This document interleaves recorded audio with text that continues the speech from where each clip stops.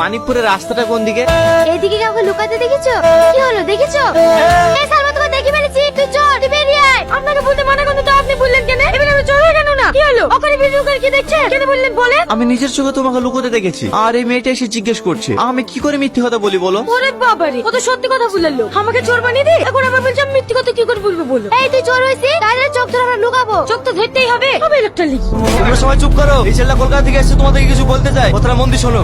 আমার নাম টনি, আমি কলকাতা থেকে এসেছি। আপনারা দীর্ঘদিন ধরে জলের সংকট এবং রাস্তাঘাটের জন্য বিডিও অফিসে দরখাস্ত করেছেন। আমি সেই বিডিও অফিস থেকে এসেছি আপনাদের গ্রাম এনকোয়ারি করার জন্য। আপনারা যদি রাজি থাকেন এবং জায়গা দেন, তাহলে কিছুদিনের মধ্যে আমাদের কাজ আমরা শুরু করতে পারি। কোনো সমস্যা নাই, জলের ট্যাঙ্কের জন্য আমি জায়গা দেবো। হ্যাঁ, আমিও জায়গা দেবো। না না, আপনারা জায়গা দেবো বললে হবে না। আমি গ্রামটা ঘুরে একবার দেখতে চাই যে কোথায় ট্যাঙ্কিটা বসালে গোটা গ্রামে জল সাপ্লাই করা যাবে। বাবু বাবু, আপনাকে অনেক ধন্যবাদ। আমি অনেকদিন থেকে পানির কষ্ট পাচ্ছি। না না কাকা, আপনি আমাকে আপনি করে বলবেন না, আমি আপনার ছেলের বয়সী। বলছিলাম কাকা, আমি তো আপনাদের এখানে এক সপ্তাহ থাকবো, কোনো ঘর ভাড়া পাওয়া যাবে না? ওগো, স্যারকে খেতে দাও। আরে আপনি আমাকে স্যার বলছেন কেন? আপনি আমার বাবার বয়সী, আপনি আমাকে টনি বলে ডাকবেন। আচ্ছা ঠিক আছে। কি গো কিছু বলছো? অনেক বেলা হয়ে গেছে, টনি কিছু খেতে দাও। কাকিমা, ব্যাগটা ঘরে নিয়ে যা। বুড়ি, মাছের বাটিটা নিয়ে আই তো।